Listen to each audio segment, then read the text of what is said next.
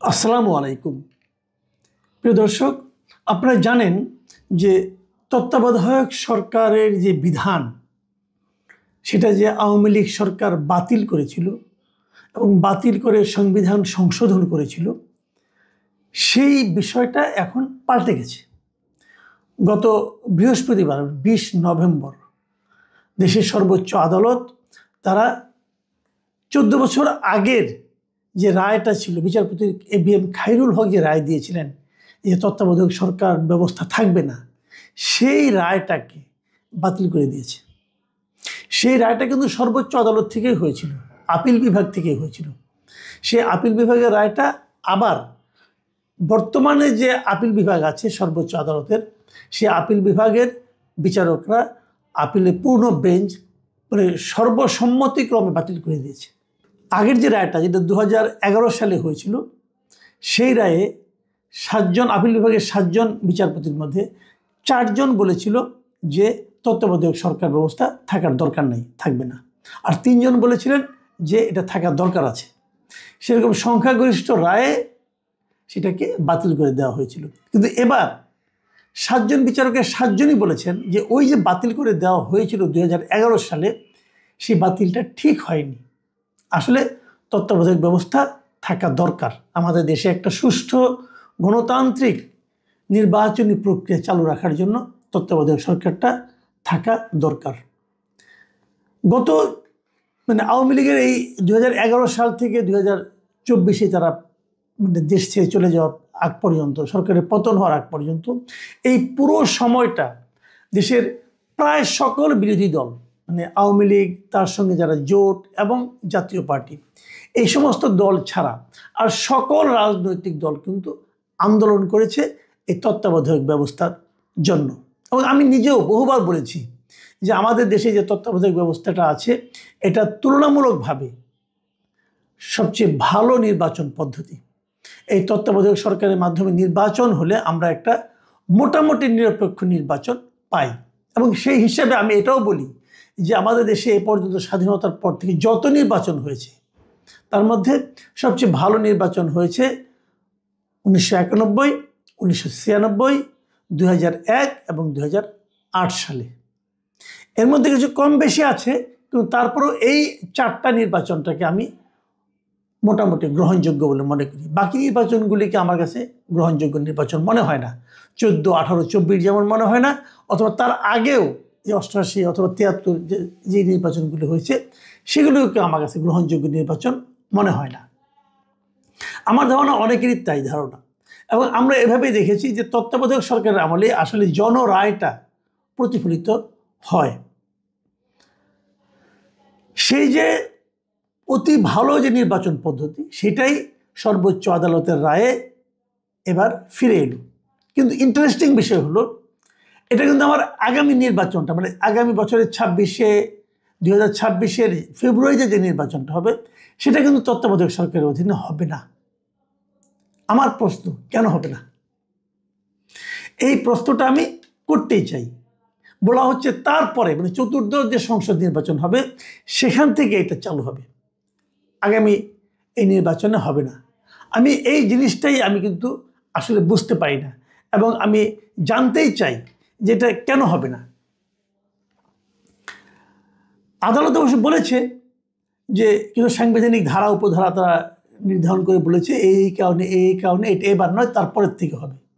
But আমার প্রশ্নটা হলো, সংবিধানে যে ধারাগুলো উল্লেখ করে সেগুলো আমি আলোচনা করতে চাই না। আমি চাই না এই কারণে, এগুলি জটিল বিষয়, হয়তো দেখে দেখে আমি পড়তে পারি, আপনারাও বুঝতে পারবেন, কোনো সমস্যা নাই। কিন্তু আমার কথা হলো কি, এই যে বর্তমান সরকারটা আছে, তারা কি সংবিধানের সব ধারা মেনে চলে? কি চলে না? আমি তো নিজে বলি, যদিও সরকার নিজে দাবি করে তারা একটা সাংবিধানিক সরকার, কিন্তু আমি বলি এটা একটা জগা খিচুড়ি মার্কা সরকার। এই সরকার পুরো সংবিধান মেনে চলে না।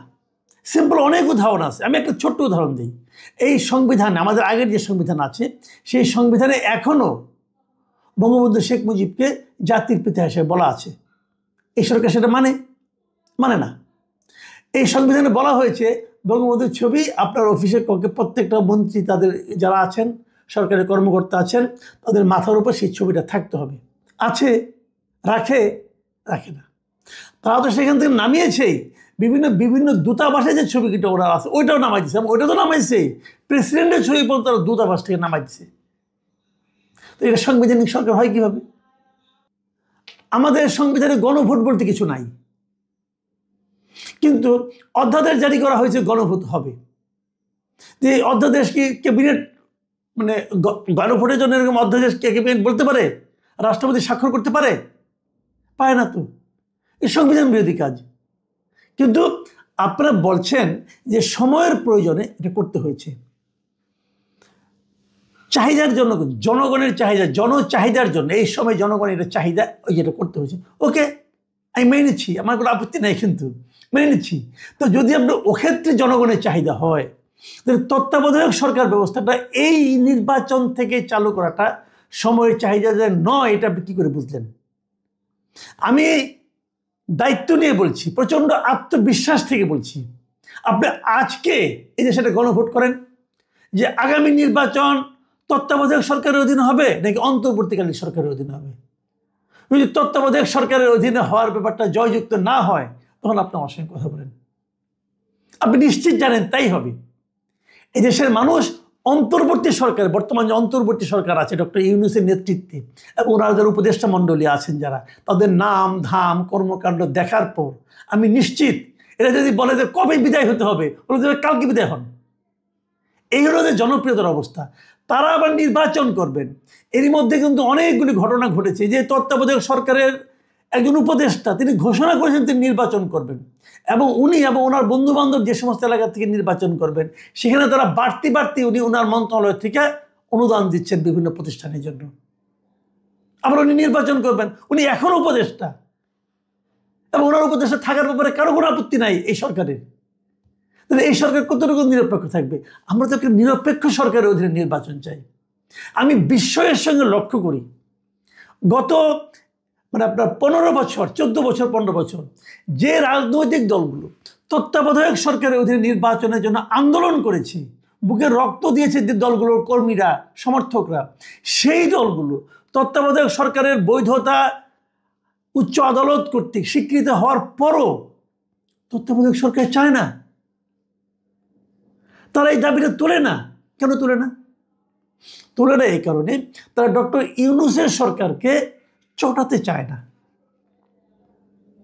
তারা মনে করে যদি ইউনূস সরকার চটে যে আবার নির্বাচন না দেয়, মানে তত্ত্বাবধায়ক সরকারের অধীনে নির্বাচন হলে কার লাভ? পলিটিক্যাল পার্টিগুলোর লাভ না কার লাভ? আমি জানি না কার লাভ। আমি এটুকু জানি যে জনগণের লাভ। জনগণ তত্ত্বাবধায়ক সরকার চায়। তো জনগণ যেটা চায় তার জন্য জনগণকে আরো 5 বছর অপেক্ষা করতে বলছেন কেন আপনারা? আপনারা কিসের রাজনৈতিক দল রে ভাই? আমি বিএনপি অথবা আমি জামায়াতে ইসলামী অথবা এনসিপি অথবা গণ অধিকার পরিষদ, আমি সকল রাজনৈতিক নেতৃবৃন্দের কাছে প্রশ্ন করছি, আপনারা কিসের রাজনৈতিক দল? আপনারা কার জন্য রাজনীতি করেন? ভাব দেখে মনে হচ্ছে আপনারা এই অন্তর্বর্তীকালীন সরকারকে খুশি করার জন্য রাজনীতি করেন। ভাব দেখে মনে হচ্ছে আপনারা ডক্টর ইউনূসকে খুশি করার জন্য রাজনীতি করেন। আপনাদের রাজনীতি জনগণ কোথায়? আপনি জিজ্ঞাসা করেন, আপনি যে কোনো একজন এলাকায় যে জিজ্ঞাসা করেন, ভাই আপনারা কি অন্তর্বর্তীকালীন সরকারের অধীনে নির্বাচন চান নাকি তত্ত্বাবধায়ক সরকারের অধীনে নির্বাচন চান? দেখেন আপনি কি জবাব পান। তাহলে তত্ত্বাবধায়ক সরকারের ব্যাপারে আপনারা দাবি তুলছেন না কেন? যদি দাবি না তুলেন, এরা তো আরাম পেয়ে গেছে, এরা আরো 3 মাস 4 মাস থাকবে মহানন্দে। কেন তুলছেন না? প্রিয় দর্শক, আপনাদেরকে ভাবতে হবে। আমি আপনাদেরকে রিকোয়েস্ট করছি, আপনারা ভাবুন যে যদি তত্ত্বাবধায়ক সরকারটাই সবচেয়ে ভালো পদ্ধতি হয়ে থাকে একটা নির্বাচন অনুষ্ঠানের জন্য, তাহলে আপনারা কি চান না আসন্ন নির্বাচনের সবচেয়ে ভালো পদ্ধতিতে হোক? চান না আপনারা? যদি এটা চান তাহলে এটা কেন এখনই হবে না? কেন এর জন্য আমাকে 5 বছর অপেক্ষা করতে হবে? আমি তো মনে করি যে 5 বছর পর এটা নাও থাকতে পারে। যখন 2008-এ নির্বাচনটা হচ্ছিল, তখন যারা ভোট দিয়েছিলেন তারা কি কেউ চিন্তাও করেছিলেন যে 2014-তে তত্ত্বাবধায়ক সরকার থাকবে না? কেউ চিন্তা করেন নাই। কেউ থাকেনি তো পরে। আওয়ামী লীগ তো রাখেনি। আওয়ামী লীগের এত সংখ্যাগরিষ্ঠ ছিল, তা রাখেনি, বাতিল করে দিয়েছে। আগামী যদি বাতিল হয়ে যাবে না তার কি গ্যারান্টি আছে?